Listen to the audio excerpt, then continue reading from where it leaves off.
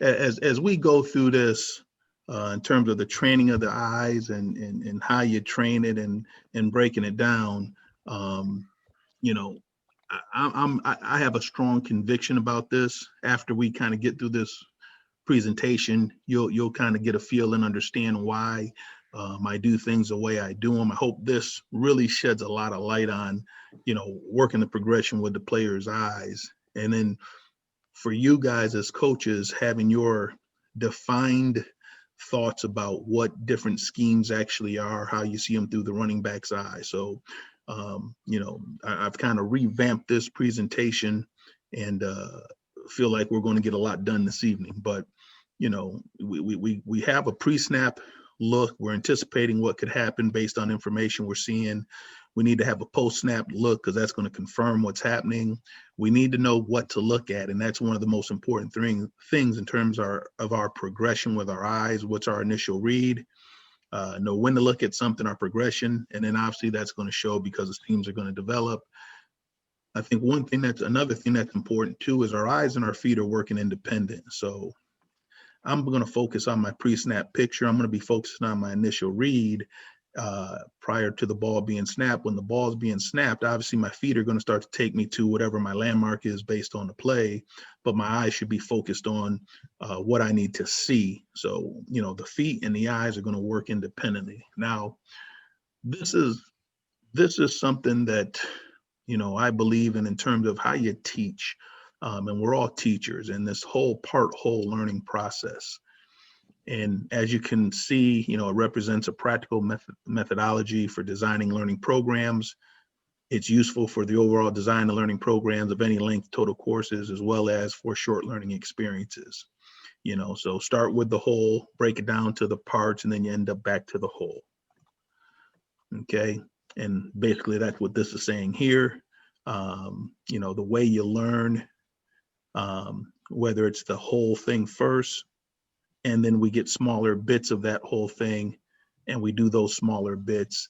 And that's really what I want to talk to you guys about in terms of your eyes and how your eyes work. So this would be the whole, right? Run and stutter or weak side counter. So you either learn it by seeing it visually first, like we're seeing here now on the play as it's being run. Okay, so there's a visual picture guys get of the whole process, or you see the playbook page like on the right hand side of the page and you see it drawn up on the page, but this is how you initially learn it. We don't teach our players to learn it in small parts first. We give them the whole picture initially. Okay, then we take that instruction and we focus on the parts of it and what has been defined as the details of the knowledge, the expertise, and or the activity. So now when we break it down from the whole picture that we looked at, to me, it comes down to a few different things, okay?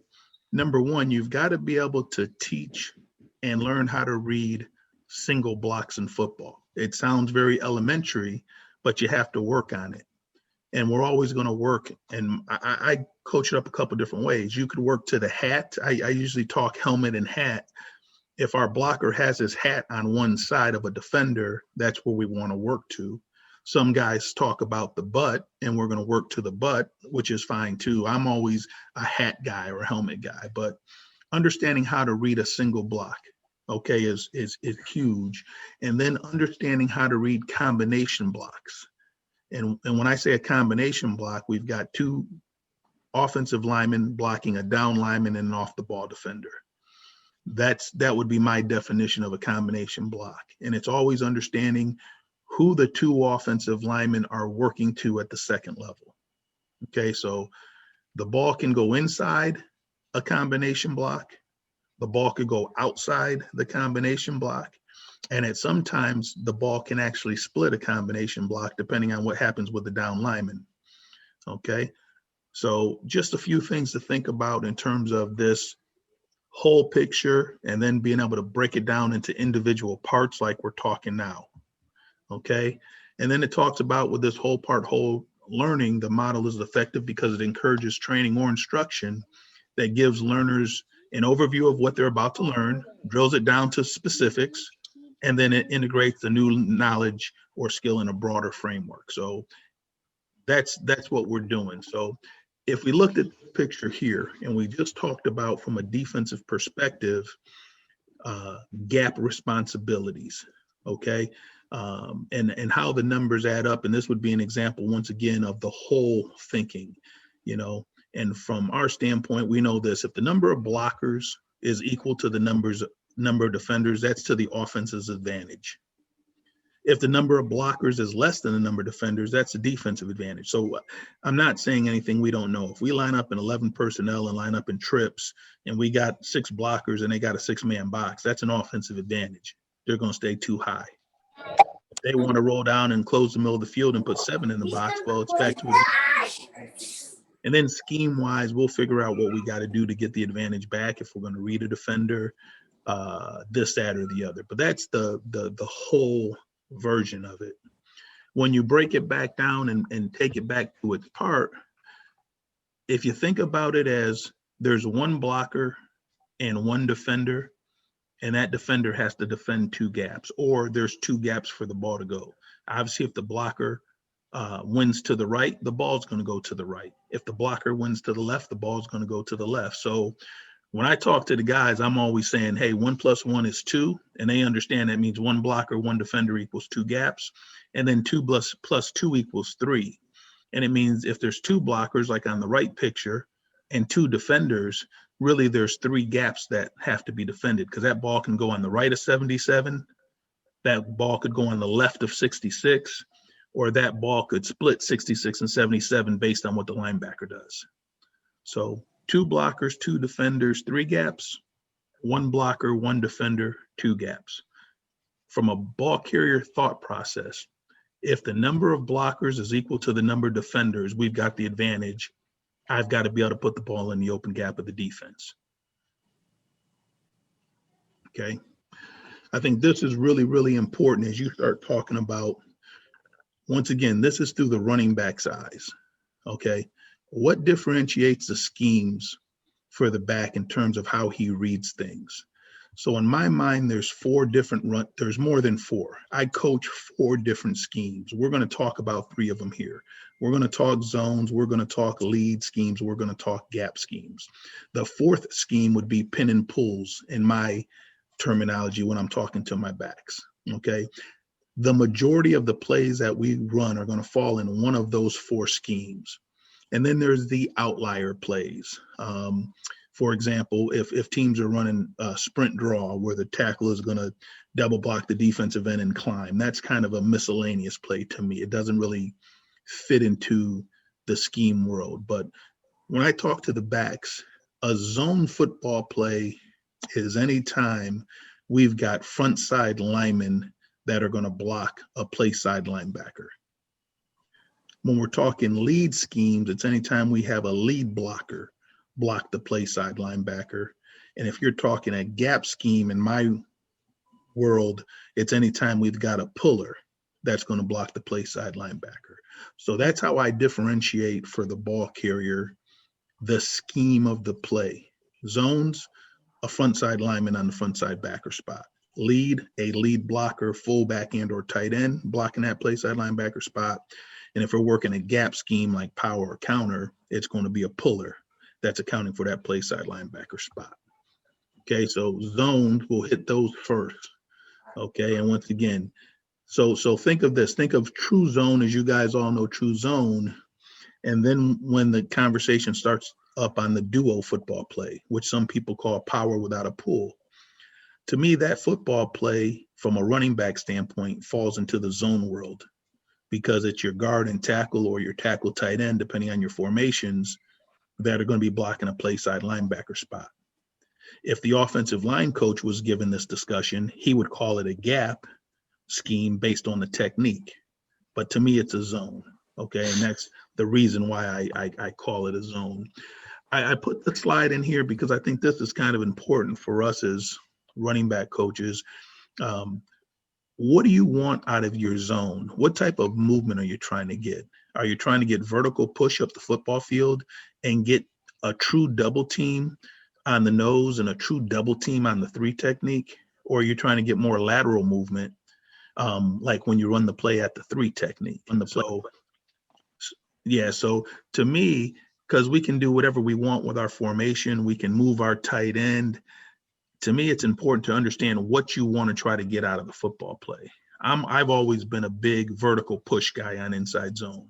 I'd rather run it if I had my druthers. I'd rather run it at the 1 shade, so we can get the center and the guard on a double team, and then we can get the guard and tackle on the backside on the 3 technique on a double team. So that's just me personally. I'm a more of a let's get some vertical push. So if I had 2 tight ends like this picture, I would check the play to the left and check it to the tighter defensive tackle and ensure that we got 2 interior double teams. That doesn't mean it's right or wrong. That's just how my mind works. So I think it's really important to understand what type of movement you want on your zones when you're constructing them and you're putting them in your game plans. The lateral movement, run it at the 3 technique. You want vertical push, run it at the shade. And then this is how I teach reading zones, and you'll understand how everything ties together by time we finish.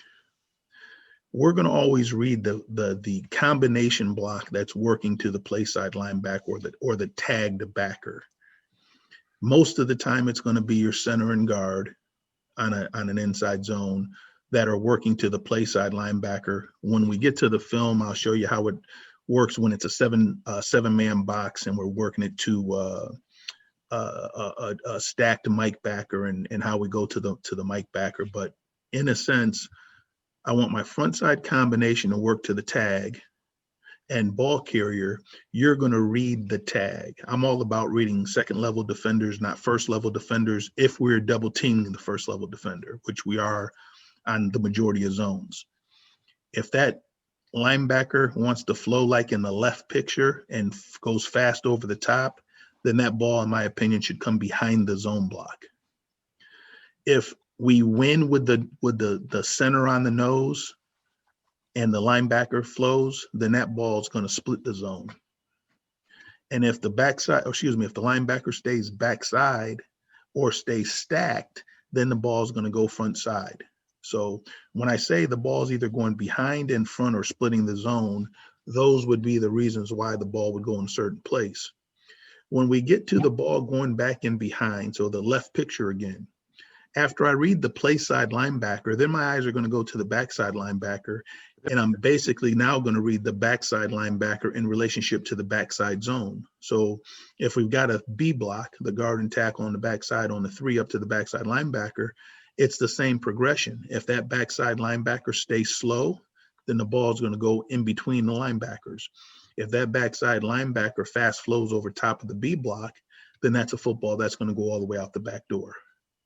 Okay, so it's just reading the progression of the front side zone first, and then going back to read the backside zone if the ball took me backside. So that's how we're going to read it. If guys got questions, chime in. If not, I'll keep it moving. Yeah, I have a quick question, Coach Carnell. Yep. Why now myself in here, I teach my guys to read the shade here in this picture, which would be the shade this nose here. What's your reason of teaching the back to read the backers? Yep. So here's my thought process on that, Carnell. If we've got and I'll explain why. But if we've got a double team, once again, if we're double teaming the nose, I don't want to ever read a guy that we're double teaming. I want to read the guy that the double team's going to, because the linebacker is eventually going to tell which lineman is coming off the block. So if the linebacker were to flow, if we were running zone left and the linebacker flowed hard left, you would anticipate that after the combination block starts, that the guard would come off and the center would stay on the down lineman. And then so the ball would end up coming back inside. If the linebacker stayed stacked or got influenced backside because of split flow, then you'd expect the center to come off and the guard to stay, and then the ball should go front side. So if we're if we've got, here's one of the things that I had to come up with an answer to. I used to read it the same way. I used to coach this play up. You read the first down lineman on or past the center. So, the nose tackle to if he was a one shade and a three technique, if he was, going, if it was going that way. And I had kids tell me, Coach, I've gone downhill through my landmark, and this is, we're double teaming that defender, double teaming the shade. You told me to run downhill at this point and read this defender. Well, he's double teamed. He's right on my course. Which way do you want me to go next? Like, where should my eyes go next? And for a while, I didn't have a good enough answer for guys. And then the more I listened to defensive coaches talk, linebacker coaches, the more I learned and figured out, if you're looking at the backers, it makes the progression so easy. And then by the time we finish this up and we get to the last slide of this presentation, I think it'll really tie everything in nice and neat for you in terms of why your eyes do certain things and when they do them. So here would be my question for you. How would you answer this question in your room? You're running and you're reading the first down lineman. After you read the first down lineman, where are you coaching your back's eyes to go next? Well, I tell my guys, again, the first down lineman, shoulder square, down your peripheral vision, the backside, whether in this case, if it's the nose, this shade here now, your field guy becomes that three technique. So now I have my guy press the line of scrimmage, reading that first down lineman that's past the center or head up to that center, and now your field guy becomes your whether it's 4-eye or three technique, and the rest you just kind of peripher the rest. And I just feel like the linebacker flow, like you can see those guys ahead.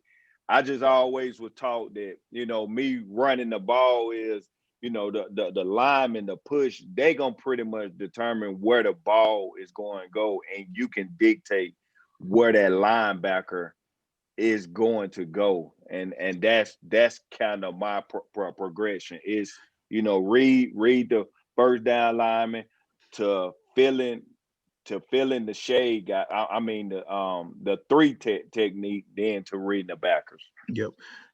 And here, and there's nothing wrong with it. But here would be my, I don't want to say argument, because once again, there's nothing wrong with what you're coaching. But here's part of the reality. Let's say in the picture we're looking at, this left picture here where I got the ball going in behind and we've got the linebacker stacked. If we're running split zone on that look, and the linebacker starts to come left and he sees the tight end and or fullback go back to the right, he falls back inside that nose. If you're reading the nose and the guard, let's say it's a true nose here, okay?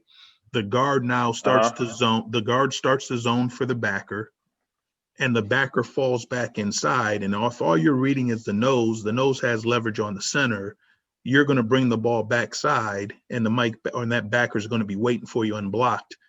As the guard started to work left, the Mike got split flow action and fell back. The ball falls back, and now the backer's unblocked, having a chance to make the play. If you, as opposed to just reading the nose, if you were reading the Mike, then that ball would stay front side. So I'm answering your question. Why do you teach it that way? That's one of the reasons. The other reason would be, let's say we're running the play to the three technique side, okay? And we're running it to the three, and the guard goes to zone the three and the three pinches. Normally, if you're just reading the defensive lineman and the three pinches, then we're thinking the ball's going to go outside the three. But in my brain, what happens is, as the three pinches inside and the guard climbs to the second level, the center potentially is going to have inside out leverage on the three. And once again, based on where the Mike is, if the Mike plays the B when the three pinches, to me, versus that three pinch, the ball still goes inside the center in the backside A, because we still got play side leverage on the when I say play side leverage, we've got inside out leverage on the 3 who pinched with the center. So my thought process is, if there's a zone combination, I want to work off the backers, because I think that gives me a cleaner view of the entire picture, as opposed to just the down lineman who could force a reaction, but the backer could be in a position where the other part of the combination can't block that guy. So that's part of my reasoning for teaching the play this way. And I think when we get to some of this film, it'll help clean it up a little bit as well. Coach, can I ask a quick question there? Yeah, please. So for you on this, I'm a big track guy. I'm a big run track guy to read. And like you said, so for me in this double in this picture, depending on saying that is a shade on the one to the left. Shade. Yeah, if you want to make it a shade, make it a shade. If you want to make it a gap player, we can talk about this gap player too. But go ahead though with your thought. Yeah. So now if I'm a run track guy, I'm having my guy press, like Coach said, at that open mark. If he stays in there, to me, if it's closed, now we're going right to the next level. My eyes go, I want them to read whatever that first level quick, and then your eyes go to the next level. Now let's make the O-line right. By maybe you got to press that to see who comes off. Yeah, I'm right with you. I agree with what you just said there. I'm with you. And once again, if we have a combination block, I want to read backers. If you tell me it became a single block because it was a tight shade and the guard worked with the tackle on the zone and the center was by himself, then I'm all for reading the down lineman, the first down lineman, the single block. But if it's a combination, I'm gonna work off the backers first, not the down lineman. I got you. Yeah, see, so we go run track, open and close. And if our run track is in the the left leg of the center. If that nose stays there, now I'm going to that next level. Yeah, you're gonna bring it back at that point. And you're gonna make them right. Yeah. Right. And the only issues you're gonna have. So here are the issues that you could have. The issues that you could have is at times you can get an unblocked front side linebacker who falls back inside and doesn't step play side and allow the guard to zone them. You know what I mean? So that's the I don't want to say it's a problem, not a problem. That's the reality of the zone world, is if the center is by himself and the guard's going to work with the tackle on the defensive end up to the play side linebacker, and that play side linebacker stays inside the zone of the guard, and the nose has forced the ball to come back to the backside A, that play side linebacker is unblocked and should fall back and make the play. Yeah. So that's just, as you're watching your film and watching other people's film, that's an issue that's going to happen. So that's just part of the deal. So I just wanted to comment as well. We're talking about linebackers falling back or playing the play front side or playing the play backside. Wouldn't you get more into a game planning situation when we're talking that, as far as looking at film? Do these linebackers, are they fallback linebackers? So should we be running outside zone? Are they gap? They're going to hit their gap front side. Are they gap downhill players right away? Does actual game planning interfere with what we're trying to accomplish here? Because you do have to study film to see which type of linebackers they are. Yeah, I would say I agree with that statement in terms of studying the film, but I also think I just think there's a progression in how you teach the zone. And once again, this isn't to say someone's right or someone's wrong. I'm just sharing my opinion and sharing the way I do things. And so the progression that we're going to finish tonight is, if I'm reading zones, it's an easy progression. I'm going to work front side backer to backside backer in terms of my eyes when there's combination blocks. That'll allow me to handle the linebacker that falls back. It'll allow me to handle the linebacker that stays front side. It'll allow me to handle the linebacker that stays stacked, because when they stay stacked, I say keep the ball front side. Then when we talk about our gaps here in a minute, then I teach backside linebacker to front side linebacker. And I'll go over why I do it that way and show you guys that progression.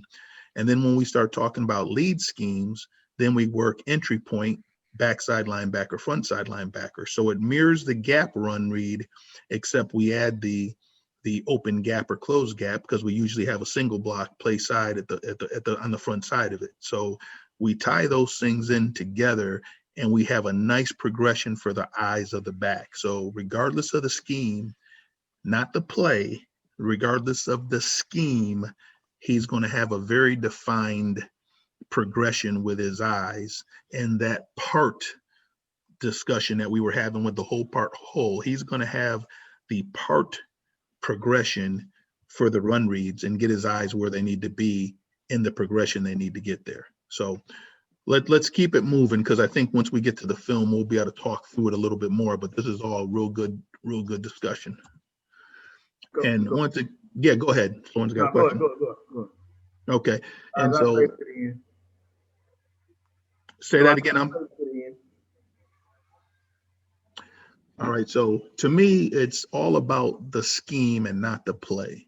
So here's just a list of, 12 inside zone concepts and 12 different plays, but it's truly just one concept.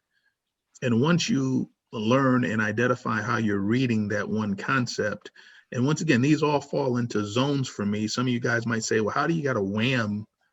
How do you got a wham play and calling it a zone? Well, if we're running a wham play out of two backs, let's say, and the fullback's a whammer or the tight end's a whammer, and we're taking the guard and he's zoning to the play side linebacker, that's the definition of a zone for me. Who's blocking the play side linebacker spot? It's a play side offensive lineman. So there's a rhyme and reason why I identify zones a certain way and why I try to read zones a certain way. But once again, if you learn the scheme, you can learn the play. All right.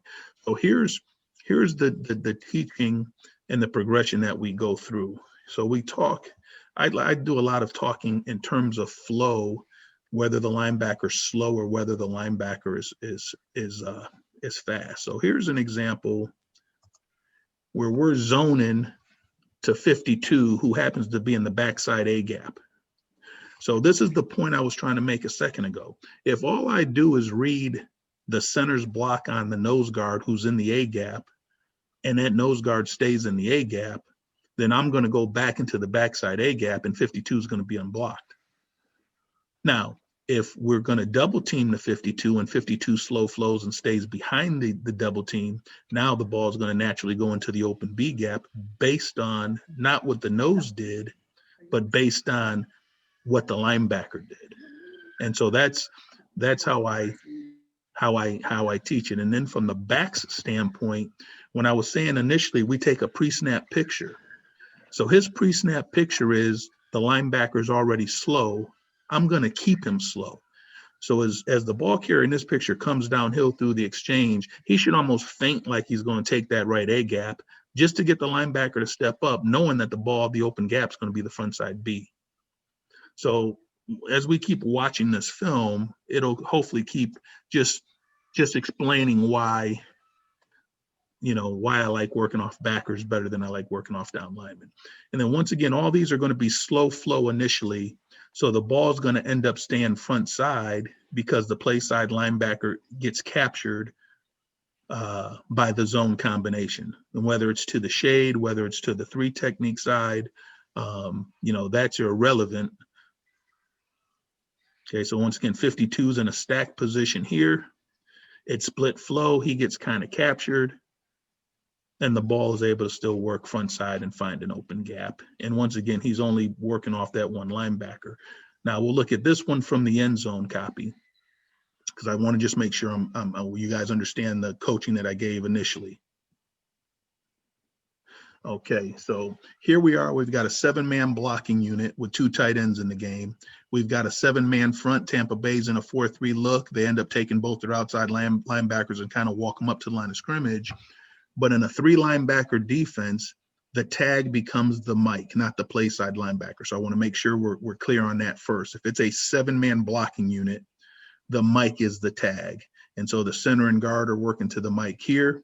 We've got the tight end and tackle on the left working to the stack. And on the right side, we've got, you know, when 51 unfolded, we could do this a couple different ways. We could keep the B block on. And then for 51 overlapping, we could fan out. There's some game planning that would go on the backside of this. But from the ball carrier standpoint, he's reading this linebacker, this middle linebacker, and wherever that middle linebacker is in relationship to this single block. And that's what he's working off of.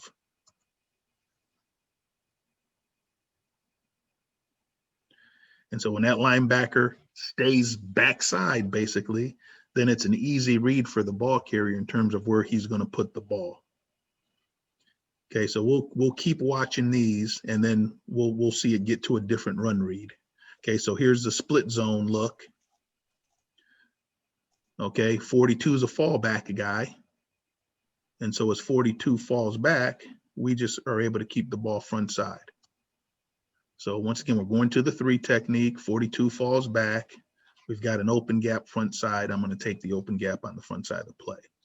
All right, so this is going to be now where we get the front side linebacker to go fast now, and the backside linebacker stay slow. And now these are all going to split the defense. And the term I use when I say split the defense is these balls are all going to go in between the 2 linebackers now.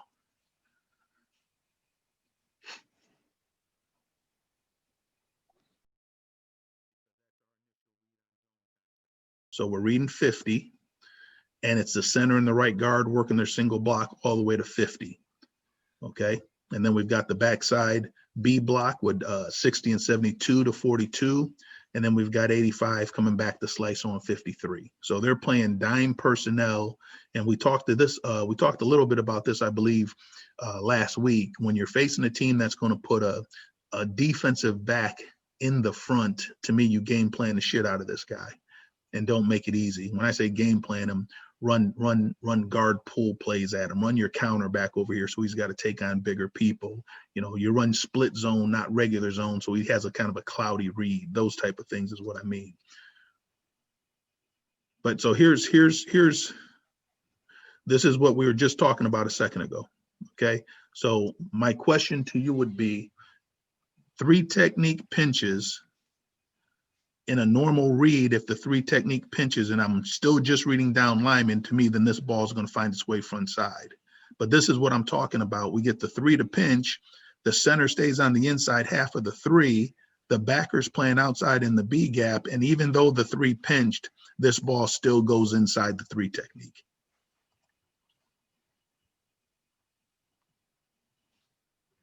And I'm just giving some examples to hopefully get you to understand why we do what we do. Now here's a picture of the back is poor. He's too wide on his alignment, and it forces him to take too long to get the ball in the open hole. He's too wide initially, so he's all jacked up. We've got a huge seam that we don't hit. But once again, just illustrating the split the defense looks.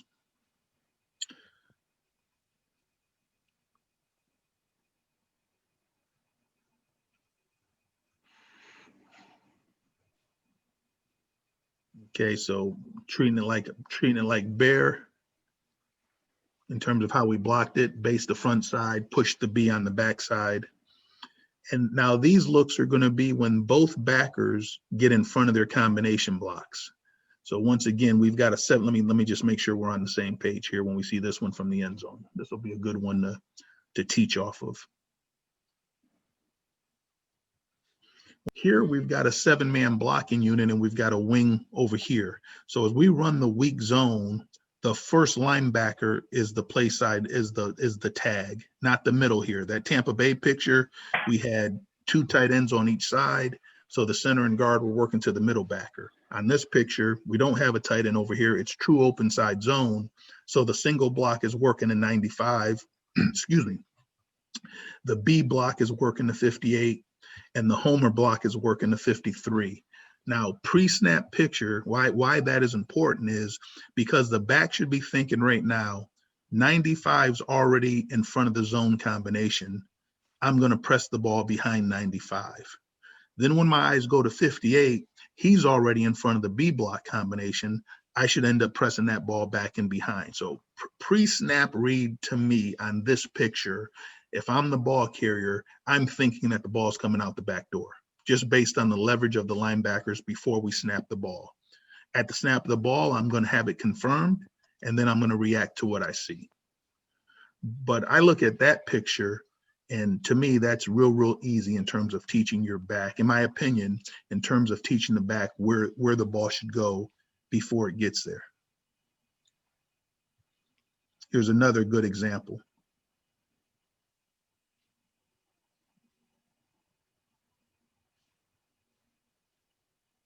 Okay, so 59 is the tag, not 54. Okay, so the center and guard are working 59. He's stacked, he goes fast, replace. Backside linebacker stacked, he goes fast, replace, and find the open gap in the defense. Okay, another one where it's going to come all the way out the back door, or once again behind both linebacker positions. So Coach, I have a quick question. So are you teaching your backs to play side backer? In this case, the play side backer or the back that they tab it? Because a lot of time with them guys tight like that, how does the back know who the line is working to there? Which I'm sure you probably went through that through game planning. Yeah, it would be on. So the way we identify or tag the zone run play is it's a front side linebacker tag. It's a play side linebacker tag on zone. Okay. Unless once again we're in a we're in a 7-man blocking unit. So if we're in a 7-man blocking unit, then it's going to be the Mike backer on a tight end side zone. If we're running an open side zone, it's the play side linebacker. Okay, so he just needs to know who the tag is. So when we come up to the line of scrimmage and the center is going to be pointing out the linebacker to the right, I'm all set. I know where the front side combination's working. And then once again, to me, this pre-snap look tells me off my initial read off the play side linebacker, I'm bringing the ball inside the zone combination because he's already aligned in the B gap. And if we start the action there, he's probably going to stay there. As I bring the ball back, then I got to read that stack backer over in the 30 technique because he's damn near stacked the 3. I don't know if he's going to stay behind or if he's going to go over the top.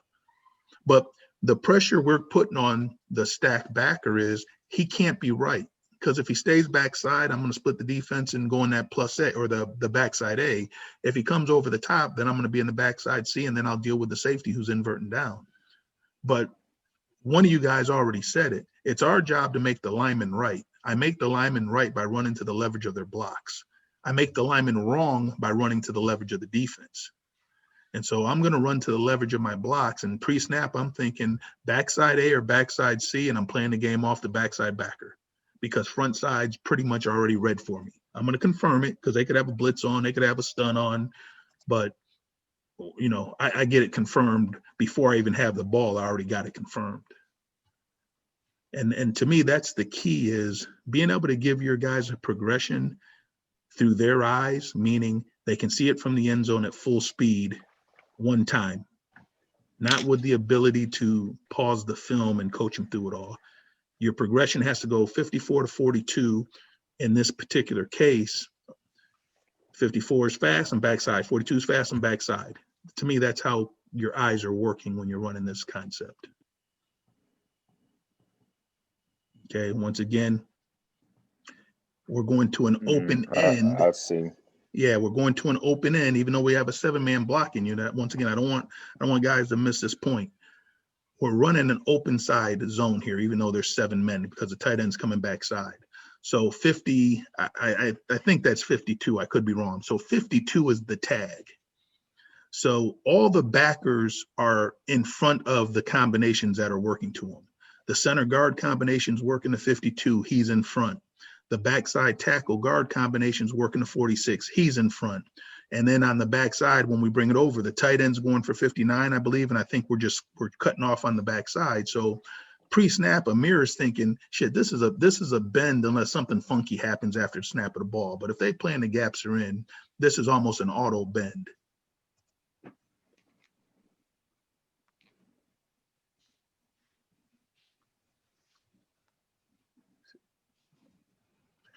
Okay. Any other comments or questions on the zone before we move on to the gap?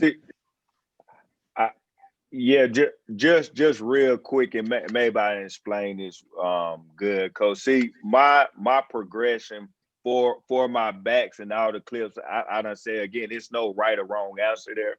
Right. But again, reading that first down lineman and then that 3 technique, whoever backside, that becomes your field guy. To me, that the shade that in that picture that we just said, that's just a starting point to get you where you're going. Now that backside guy really becomes your field guy and kind of who that guy where you definitely gonna make his cut. But I do see your point with those with the linebacker fast flowing, because honestly sometimes we actually do read the linebackers, like whenever we run our duo play where we got double teams all the way across the line and we getting up on those linebackers. So you're right. So we do read that front side backer there. Right. And so to me, the only different, well, not the only, I don't want to, let me not say it that way. One of the differences between running zone and a duo is the technique of the lineman, and that the zone is pushed out a guy wider. Because usually if we're running a zone play to the tight end, it's usually the center guard combination that's working together. When we run the duo play, it's the guard tackle combination that's working together. Mm-hmm. So one of the things that's different is it's a combination wider, and then the technique that the linemen are using is they're probably stepping together and then working vertical as opposed to stepping play side foot. So knowing those two things are different. But other than that, it's the same thing. So you're reading duo like I read zone. And to me, duo fits into the zone world for what we talked about earlier. And most people would put it in the gap world because they think of it like power without a pull, which is fine too. Right, exactly. But to me, the progression just makes it nice and easy when you can coach the back a certain way. So what you're doing with your progression 1 to 2 with the first down lineman past the center to the first down lineman backside of the center is similar to what I'm doing with my progression, first linebacker front side to backside linebacker. So the progression, you have a progression, we're just keying different things. Right. Yep. No, that's interesting. I like that. Okay, now when we start talking gaps, this will really get fun for you in a second here. So once again, gaps, we got pullers working to the front side linebacker. So one of the ways I like to teach the gap football play is, and let's start with the right picture first. Let's start all the way over with the right picture. Okay. Just like we talked, if there's a combination block in the blocking scheme, I want to read the linebacker that the combination is going to. So because on gap scheme runs, the combination goes to a backside linebacker. In my progression, I teach reading the backside linebacker first. And then we read the front side linebacker second off the guard pull. And most people don't teach gap schemes that way. They work off the down lineman, off the down blocks. I'll explain why, and I'll show you why I do it this way too here in the film as we get rolling. But backside linebacker 1, front side linebacker 2 on gap runs. We just went through the zone family, and it's front side linebacker number 1, backside linebacker number 2, talking zones, and then we just switch the progression when we start talking gaps. So if you just read it on the left side, it's the backside linebacker in relationship to the combo block number 1. Number 2 is I'm going to hug, if that backer stays backside, then I'm going to hug the outside edge of the combination block, which is the tackle down block. And then number 3, really, I'm reading the second level block on the play side linebacker. So that's kind of the progression. If that backside linebacker, like in that diagram to the right, comes over top of the combination block because he fields light guard, he knows it's going to be guard pull, he's trying to get over there, then we're going to replace inside the deuce block. We're not going to take the ball all the way outside the deuce if the linebacker beat the deuce over the top. We're just going to replace in the gap he vacated. If the linebacker stays backside, like on the middle picture, then the ball is going to start downhill. It's going to hug the outside edge of the tackle on the down block, and then I'm going to read my puller at the second level. And basically, like we said before, now I'm reading a single block, and I'm going to read the hat and work off the hat. So in this play on the gap scheme runs, we go from having the combination block, reading a 2-for-2 block first, to reading a 1-on-1 block second. Oh, wait.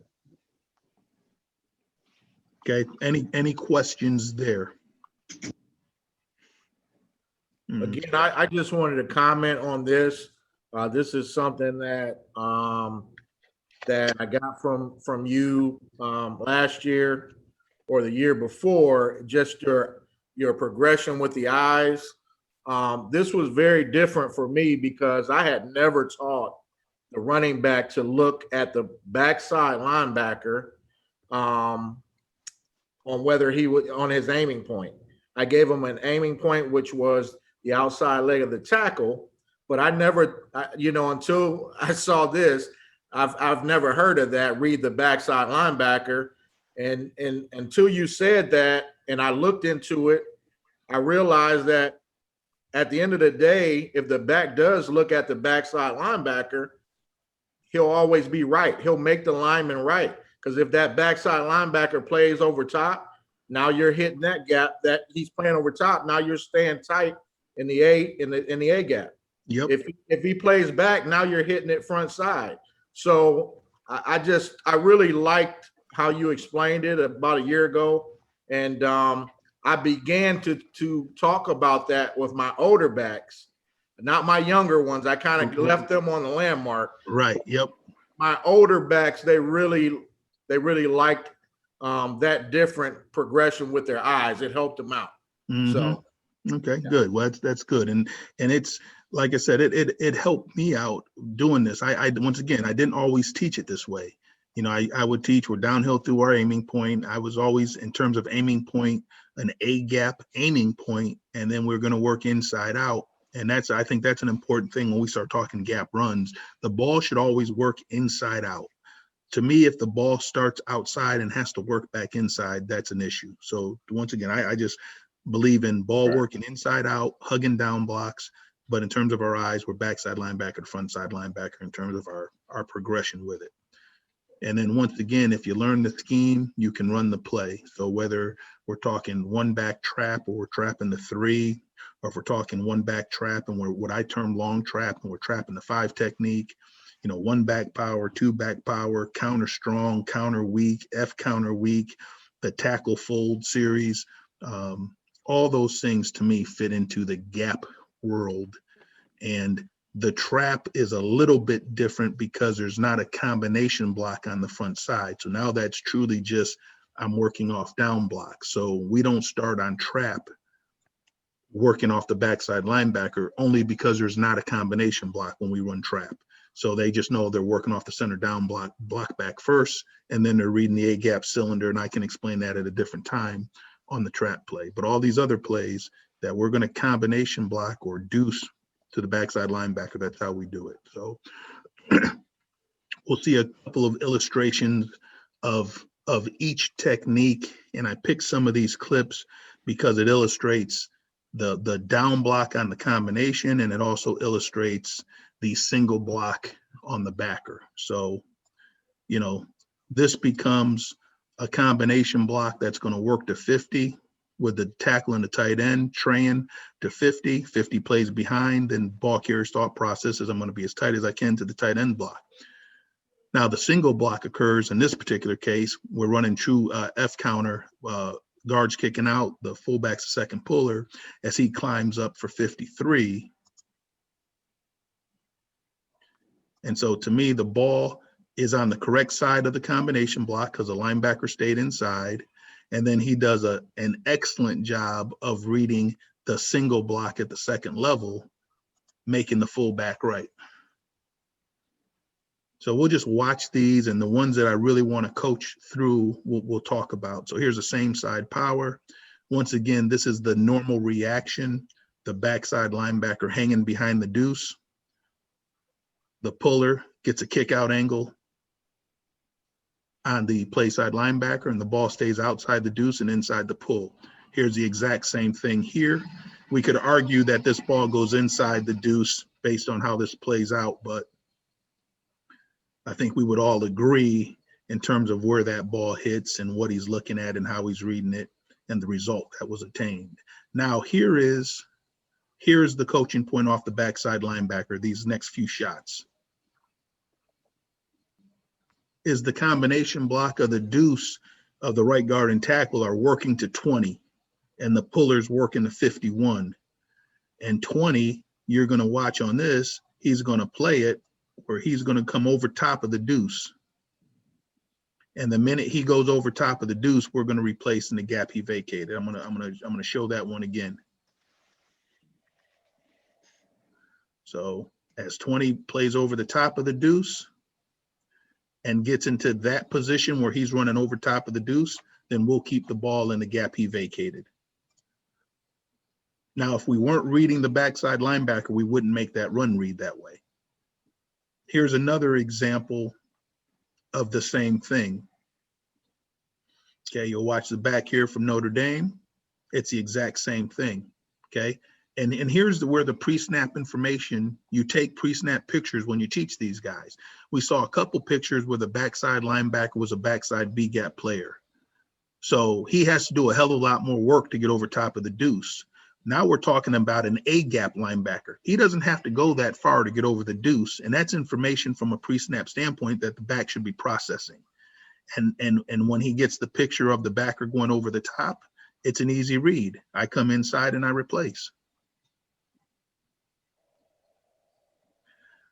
Now this picture here, I'm gonna slow this down when we get to the end zone, because this is the one time, in my opinion, that a gap run comes out the back door. And the parameters for that are the backside linebacker goes over the top of the deuce. So the ball carrier is thinking I'm bringing the ball inside the deuce in the A gap. And then the other thing that's going to happen here is the nose is going to try to cross the center's face on the block back. So the backside linebacker is going to fast flow, and the nose is going to cross face of the center, exposing the backside A gap. And to me, that's the only time we run a gap run where the ball should go out the back door.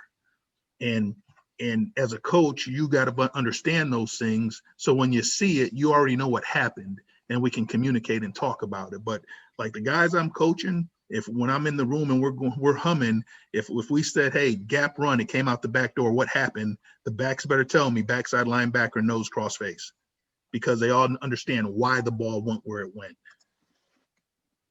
Okay, so this is that look with the backside linebacker going over the top, and then the nose guard.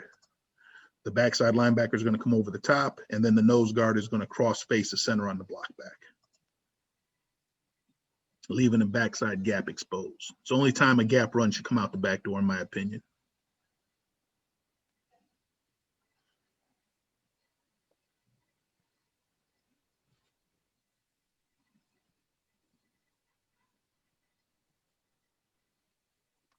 Okay, so same animal on the front side. Here's the only reason I put this one on, guys, is just from a blocking standpoint. The bear looks getting to, there's a lot of different ways you can block bear. We end up going to what I would term a trips call, where we take the combination block off, and now the tackle just blocks down on the 3, the guard just blocks back on the nose, the center blocks back on the 3, and we pull the guard for the spot. And then the backside tackle is still going to, punch and peel outside. So I just put this one on because of the change in the blocking scheme. We went to a trips call based off the bear look.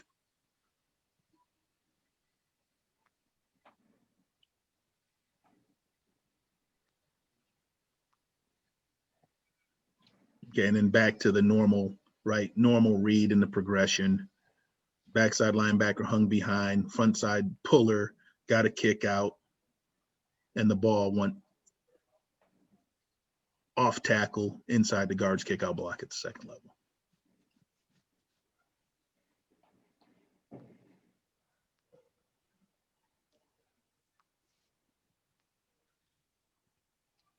Once again, a lot of different schemes, all fit in the gap world. So we're deucing back to 50, right? We're running F counter. Got exactly what we want. We could argue and have a discussion about if we like the backs read at the second level off the second puller on 50 or not. We could have that discussion.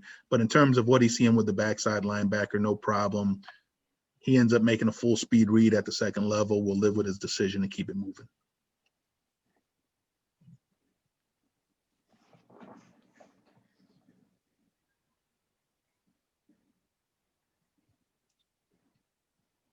Okay, once again, deuce to 50. 50 hangs in behind. Ball's able to come front side.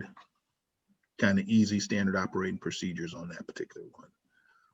All right, what questions you want to throw at or comments you want to throw at after looking at that stuff? Well, I have a quick question on whoever the guys want to chime in. How much do guys really coach like vision?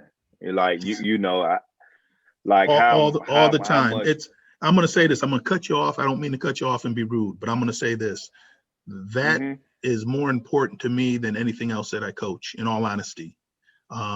We all say the same things, and I know that ball security is important. Don't get me wrong in terms of, I know ball security is important, but I'm going to save my job and have my job because my backs are able to execute the play. And when we run a particular run play, I'm assuming they're going to carry the ball right, but they get the ball in the right spot.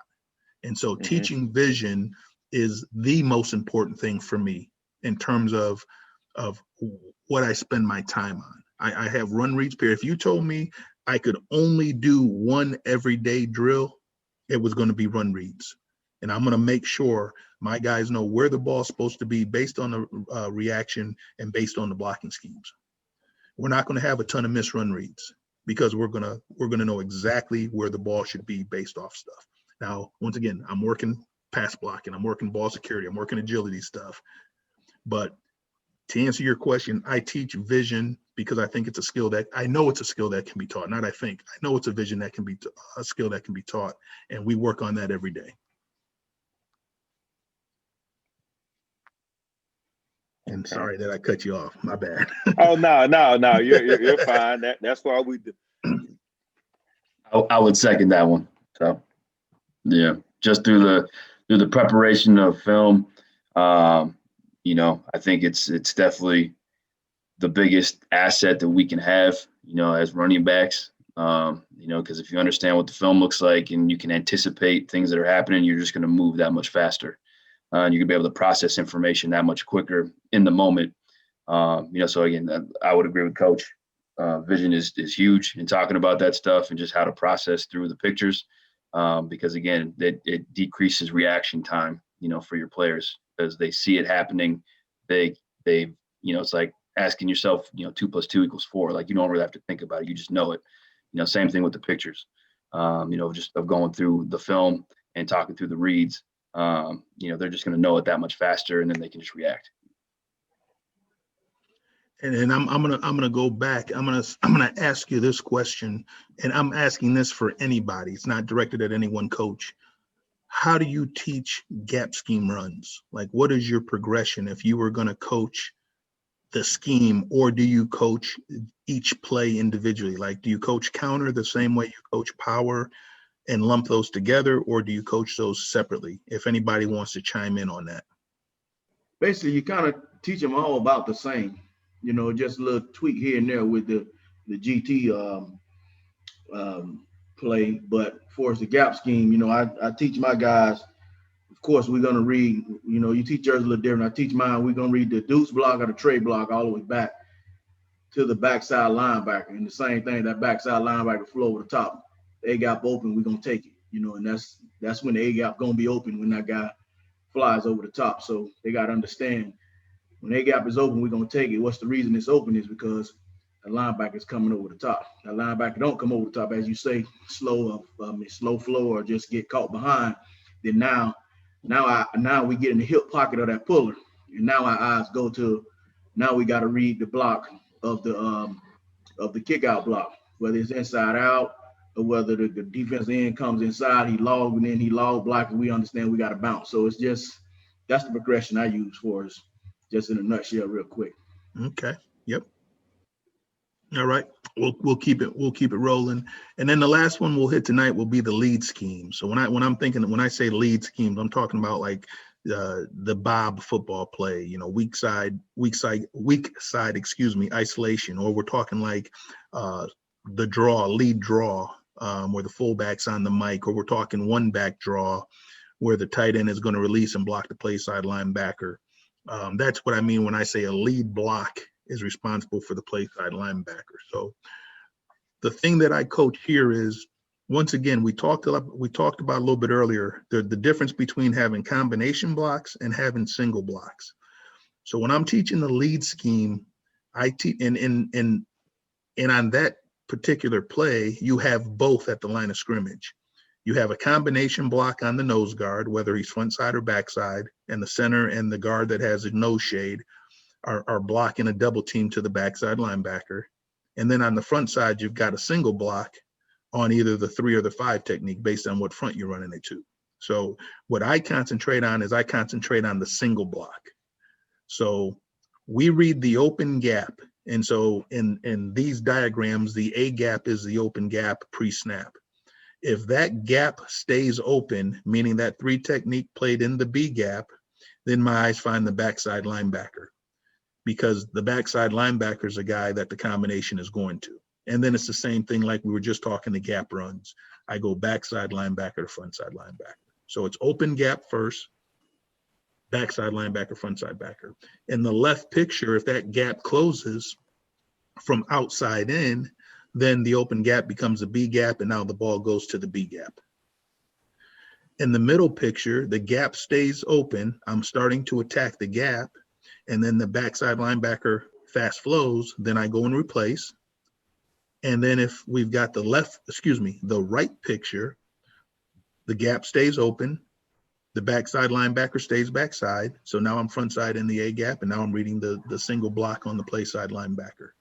So when we run lead schemes, to me, your eyes got to do more than any other scheme. In the zone and the gap, really it's backside linebacker, front side linebacker, or front side linebacker, backside linebacker. When we add the lead scheme, or the way I teach lead schemes, it goes entry point first, or open gap, whatever way you want to say it, backside linebacker, front side linebacker. And the progression I teach guys is just like what we did tonight. I start off with zones, teach front side to backside. I go to gaps, teach backside to front side, and then I go to leads and incorporate the open gap, and then it comes back to backside to front side. Okay. And then these would be the plays I'm talking about, right? And we could have more. We could have the true front side isolation where we're ISO in the Mike backer. We could have the lead draw concept. We can have the single back draw. We got the Bob play. But to me, these all fall into the lead family. And then when you look at the film, you just go through the film the same way we just talked about plays. So this first one, you get the 3 technique to pinch. And then, so this is, in my opinion, and I put this on first for the reason, all right, this to me is the toughest read for the ball carrier, because he gets the 3 technique. As you guys can see, he's pinching, he's closing off the A gap. So the lead blocker knows, hey, I'm in the B gap, and that's where I'm going to make my block. The ball carrier is thinking the A gap close, I'm going to press the ball and it's going to be a B gap run. Well, the backside linebacker runs over the top still.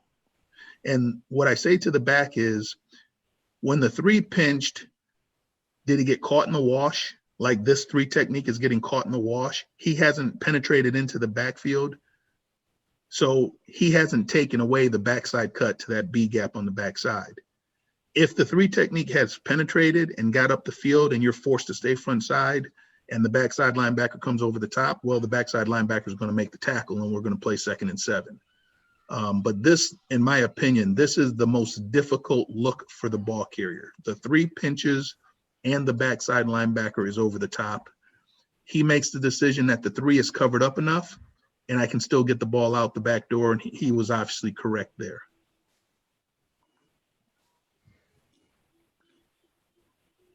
Okay, so here's a look at front side lead draw. And after this play, I want to just share another coaching point with you guys on these concepts. Okay, so another picture where the 3 technique pinch closed off the A gap and the ball 1 in the B gap. Okay, here's something that the back has to understand when you're running lead schemes. What is the tempo of the scheme? Meaning, are we running draw tempo? The thought process should be, if we're running draw tempo, that the backside linebacker is going to hang behind because he's initially seeing a pass. So we wouldn't expect him to run over the top when he sees high hats. So the coaching point becomes, on draws, we expect the ball to stay front side. On isolation schemes, there's a better chance that the ball can bend back based off the tempo and what the backers see. So that's just a little coaching point for you guys as well.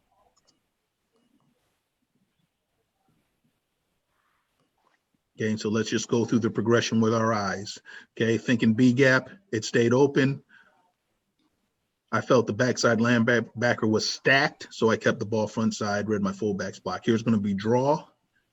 Okay, got a front side A gap. Once again, we expect on the draw series that the ball is going to stay front side, because once again, the expectation of 59 shouldn't be fast flow on a draw.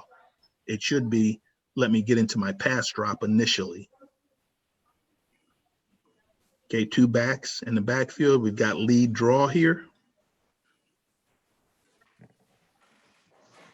Okay, so B gap's open, stays open. Backside linebacker hung behind. I'm staying front side, reading my fullback's hat. As quick as that as we go. Okay, we've got weak side Bob. B gap is open pre-snap. B gap stays open post-snap. Backside linebacker's caught in behind. Stay front side with the football.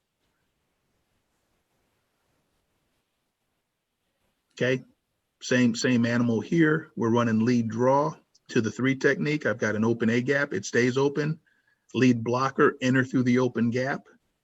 Backside linebacker, we expect to stay backside.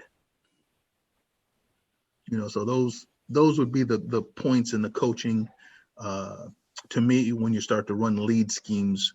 If that's part of your offensive series, that's how it's presented, in my opinion. Here's a good look at the backside linebacker running over the top, and the ball just replaced, come out the back door again. Okay, 52 goes over the top. No problem. You go front side, I go backside.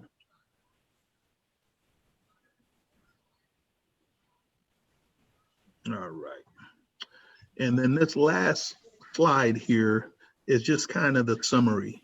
Okay, so the progression in red is the zones, and I'm saying we're running all the plays are going to the left here. Okay, so the progression on a zone concept would be play side linebacker number 1, backside linebacker number 2. If we were running a gap scheme run here to the left, if we're running 1 back power, then we would go back yellow, look at the backside linebacker 1, then the front side linebacker 2. And if we were running lead draw here, where the tight end was going to block the play side linebacker and we were pass setting the front side, we'd go entry point, which is A gaps open initially. Then my eyes would go backside to the backside linebacker, then front side. So that's kind of the progression that I use to teach vision. You obviously saw some of the film work and some of the teach cuts of why, I kind of do it that way. And once again, this progression has made it really, really easy for my guys, in my opinion. I was going back, yesterday, looking at some of my old grades of missed run reads. And we usually are grading out about 99% with our run reads. Like, I couldn't find a whole bunch of missed run reads. Because guys know what they're doing and know what they're looking at. And, every once in a while, there'll be a look so here's an example of a look that forces you to have to just react a little bit when you get cross dog. So whatever play you run the cross dog, there's a better chance So if you're running zone to cross dog and that backside linebacker is the penetrator, so he hits first and comes front side, and then the play side linebacker trails, really your read gets distorted because the backside linebacker is hitting the combination first and you're almost reading the backside linebacker, but it kind of just happens that way. That would be one of those plays where we'd have to coach up in the room, and I would just say, hey, treat that backside linebacker if he's penetrating on cross dog like the front side linebacker, because the combination's not going to avoid him to go back and get to theirs. They're going to take that backer anyway. So that's one of the plays, but you guys kind of get a feel for why I do it after seeing this presentation. And once again, I'm a firm believer, initially teach schemes, not plays. I want my guys to understand what this blocking scheme means to me and how you want my eyes to work. And then whatever play we put in, all I gotta say, hey, we're treating this inside zone. Boom, we're good to go. Oh, this is gap, we're good to go. As opposed to treating trap and power and counter and stutter and tackle fold all as individual plays. They just all fall in the gap family. So, all right, comments or questions? I'm curious, really, Armando, Eric, Jamie, some of you guys, Leighton, some of you guys that haven't heard this a ton, because and actually Lou too, because I'm not sure how much you've heard me talk prior about this. I know some of the other guys kind of got a better feel. Your initial thoughts and or any other comments that you might want to give. I'll start off real quick. My initial thoughts, in a way, I was kind of doing it a little bit what you were doing, but I wasn't as detailed with my guys and the aspect of it. One thing that I really want to know is with your run read drills and breaking that off into a section and making it a progression of things. Are you being just those linebackers back there? Or are you putting that guy in the 3 technique in the shade and showing that movement? Yes. In the drill. Yes. And that's you're a week ahead of me, because next week is all drills and intentional drills and all that stuff. All the run reads is built into that. But to answer your question for tonight, yes, when I do my run reads period, I'm going to have defenders in position that the backs are reacting to. Yes. Because I'm a big component of not coaching something that you're not going to be able to do. So to me, like you said, I'm a big thing with run reads, but I want to break it off. I want to give them that small section of it.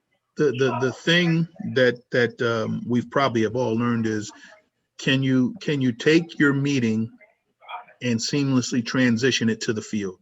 And what I mean by that is, we just had a meeting, and now what is the next step that I'm teaching when I get on the practice field to enforce what we just did? And then that'll be the run reads part of my individual. I would always have a run reads period. So once again, this is for different topics. We're going to talk these things. But if you said to me, hey, you have 4 periods of individual, what are you going to be working on? I'm going to be working with the quarterbacks for 1 period. I'm going to be working run reads for 1 period. I'm going to be working some version of blocking, whether it's run or pass. It's probably pass.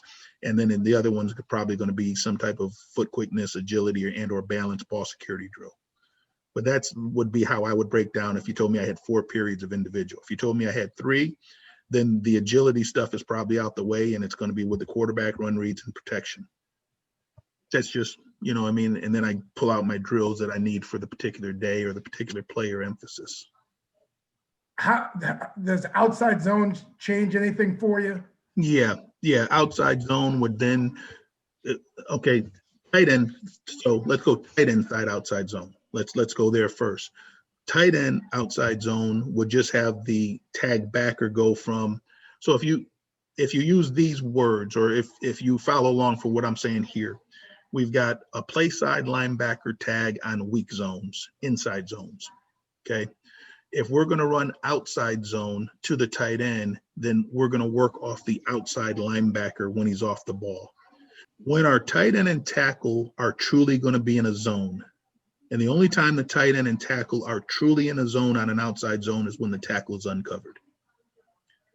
Because when the tackle's covered, the guard is working, unless there's a 3 and it's a heavy front. But I'm saying if you're talking just okie defense or under defense, when the tackle's covered, it's the guard that's working with the tackle and the tight end's all by himself.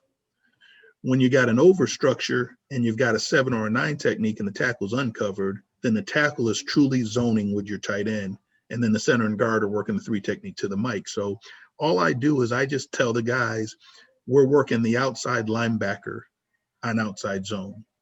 And we start our eyes on the outside linebacker, and we're going to fit off of him based on the tackle and tight end in a zone. Now, if you tell me the tackle and tight end are not zoning, and I've got a tackle covered look, then I'm going to read off the outside D-gap defender back inside, because the tight end's by himself on whoever the D-gap defender is. And then the zone is the guard and tackle up to the play side linebacker. So outside zone, to me, depends on, is there truly a zone on the edge of the block? Tackle uncovered, we've got a zone, read the Sam backer. Tackles covered, reading the defense. I don't want to say defensive end or Sam. I want to say it's the D-gap defender, because the defense can get in a whole bunch of different looks and put whoever they want as the edge player, and the tight end's going to be blocking that guy by himself. If I was running a zone, outside zone to the open edge, because there is no tight end, in my opinion, it just goes outside C-gap defender back inside. So that's how I talk to the guys about zones, outside zone, and then, you know, we can get into this at another time. Then the interior of the zone, there's some things you can be looking at to help your guys a little bit on outside zone. I really then turn my attention to, is there a 3 technique? Is there a gap B-gap player? Is there a wide B-gap player? Is there a 4-eye, a gap player, or a 3? And then what's on the backside? Is there a shade on the backside? Is there a gap player or a G? Because I know based on guys in certain positions, different run lanes open up. So here's just an example of what I mean, Lou. Let's say we're talking about 11 personnel running outside zone. Okay, so we've got, let's just say for argument's sake, I don't care if it's a 4-2 or a 4-3 box. I don't care if they got a 7-man box or a 6-man box. The backside defensive end, we're going to run away from him anyway. So we can run that play even if we're outnumbered without even trying to read it. My point would be to you, on the front side of the play, on the interior, if we had a gapped B-gap defender, not a 3, but he's in the gap. And then on the backside, we had a G, not a shade. I would be talking to in the meeting room leading up to that week and talking about that look, I would be talking to the backs about, to me, that's a cut up look pre-snap, meaning we're going to press the edge. We're going to run our landmark, whether the landmark's the outside edge of the tight end, the inside edge, +2. I don't care what landmark we talk, but I'm going to start to run my landmark. And as I start to run my landmark, the thought process is going to be, our guard's not covering up the gap player 3 technique. On the backside, our backside guard has a chance to cover up a G. So I would be thinking, I'm going to slow my roll a little bit, let that 3 get washed by in front of me, put my foot in the ground and get vertical, and our backside guard's going to win on the nose who's in the gap, or G. If you told me I had that same gap look front side, but I had a shade nose on the backside, to me, the backside guard's going to run the shade beyond the hole, and that ball now is going to press and cut up, and it's going to come all the way back behind the guard and be in the backside B gap, or as that backside B gap comes to me. So to me, there's a little bit more you get into if you're talking about the outside zones, about what are the inside techniques being played. So base thought process for me is, if I've got a heavy 3 technique on my guard, the expectation for everybody in the room is our guard's going to at least cover that guy up. He may not get all the way outside leverage. The defender may still be showing in his gap a little bit, but to me, if we've got a heavy 3, the guard should cover that guy up. And if the ball stays in front of that, that guy's got to be forced to make a one-arm tackle, and I'm going to run through in a one-arm tackle. When we start talking about gap players and 4-eye techniques, I kind of say to the back, hey, we're probably not covering that guy up. We're probably pushing him beyond the hole, and you're going to upcut. And then we take that same thought process just to have an idea of what's going on the backside. Like I love running outside zone, having a G on the backside. because the guard's got a chance to get that fucker cut off. And then when we press and make our up cut, that backside A gap has expanded. You know, so those are some of the things I continue to talk about with the guys. There's edge stuff we talk about, but then to me, you got to kind of give them an idea of what's happening inside. And I think for all you guys, this is a good exercise. Take your run cut-ups and put the plays in order of where the ball ends up hitting. So all your outside zones that go outside and stay outside on an angle, put those all together.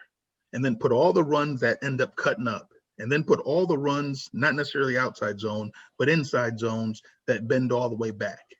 And then when you look at those plays over and over and over, you figure out why the ball goes in certain areas. And then you start to see, oh shit, every time we had a G on the backside, we were able to cut it off and we had an open A gap when we cut up. Or every time there was a tight 3, we were able to stay front side. You know, it's not going to be always and, you know, never, but a lot of the times it's going to play that way. What else do we got tonight, gentlemen? What other comments or things we want to get discussed or talked about in terms of vision or eyes or run reads? With all the RPOs and all this stuff going on, you know, I know with the offset, it's kind of hard. Some people, if you're talking about inside zone, you have to take a wider step. Then it goes into like a mid zone type of run. Yeah. And I think that's where it throws a lot of the kids off. You know what I mean? And like I said, you know, where I was taught on some of the deals where it's offset, we read that backside defensive lineman too. You know what I'm saying? Where we have an point coming right up the midline. And, you know, we're reading that first down lineman backside to the backside linebacker, because we're looking for, like you said, we run to that shade. We looking to push that shade vertical where we don't have to worry about play side. I think it's just all about getting your aim point, getting your shoulder square, being able to read that guy, whether he's coming across. Now that's when you start feeling for the fast flow and things like that. So right. That's what we look just a tad bit different, but sometimes we do come across when we go in our stretch game. Now we're going front side, and like you said, that's the one where you have to see if he's in a G or whether he's in the shade, whether we're gonna put our foot in the ground right now and go north, or we're gonna get outside and read him on the line of scrimmage. So it's just I think the RPO game is kind of it kind of can throw the backs off a little bit, because now they kind of like got to pause a little bit. Not really pause, but just have to take the proper steps, because if they don't, it's going to throw the play off. Right. And I'll say this too, Eric, in terms of, you know, with to me, there's several types of zones. Like, you know, the zones, I'm going to put midline zone into a term, right? Meaning the aiming point for the back is somewhere inside the A gaps, wherever you coach it. It's somewhere inside the A gap. So I really believe on that play, first the shade, like most of you guys are doing and running, like you're saying, shoulder square. I'm working off down lineman. In that case, if we're sending the play side guard zone and he's up, that to me fits perfectly, and keep doing what you're doing if you're having results with it. Then to me, you have the zones that are off tackle or they're B gap or wider plays. And that's a different animal to me, in terms of where the ball could go and why it could go somewhere. So I just think there's a lot of great coaching points, but just understanding what you're doing. So to me, whether we want to call it inside zone or mid zone, to me, it's all the same. If we're telling the back his aiming point is somewhere outside the B gap, then that's all one family. The true midline zone, which most of you guys are probably running, then, you know, that read the first down lineman, shoulder square, all that stuff is fitting for you and works. Keep doing that way. And then we've got outside zones. To me, those are aiming points that are outside, you know, the C gap. And you go about your business teaching it the way you want. I just like teaching it to the tight end side with looking at the outside linebacker, because it just fits the progression of how I teach everything else.